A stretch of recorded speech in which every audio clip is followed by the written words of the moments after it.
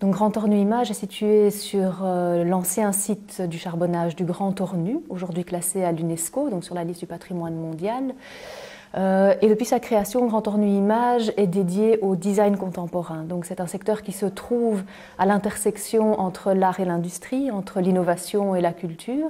Et c'est un secteur qu'on a envie de partager avec le grand public. Donc par essence, le Grand Ornu est dédié à la fois à une vocation touristique et culturelle, avec en plus un devoir de mémoire.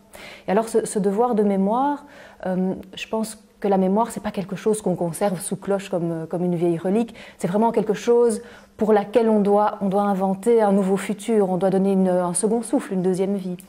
Et pour moi, cette deuxième vie, elle passe par une quête d'excellence dans les matières qu'on traite aujourd'hui. Notamment parce que le design, c'est quelque chose aujourd'hui qui se travaille à une échelle globale, que nous pouvons le faire ici à l'échelle provinciale, mais vraiment dans une réflexion qui est beaucoup plus large. Alors un des objectifs de Grand Ornu Images a toujours été, et c'est vrai que le PSO est l'occasion de réfléchir à ça aussi, a toujours été de partager la très surprenante diversité de ce secteur qu'est le design avec le public le plus large possible. Il faut qu'on puisse rendre la chose à la fois attrayante et accessible à tous les publics. Ça veut dire qu'il y a un important travail de médiation qui est fait par les équipes pédagogiques, mais il y a aussi toute une réflexion sur l'accessibilité physique, tout simplement, du lieu, à la fois à des publics fragilisés, à des personnes à mobilité réduite, à des non-voyants.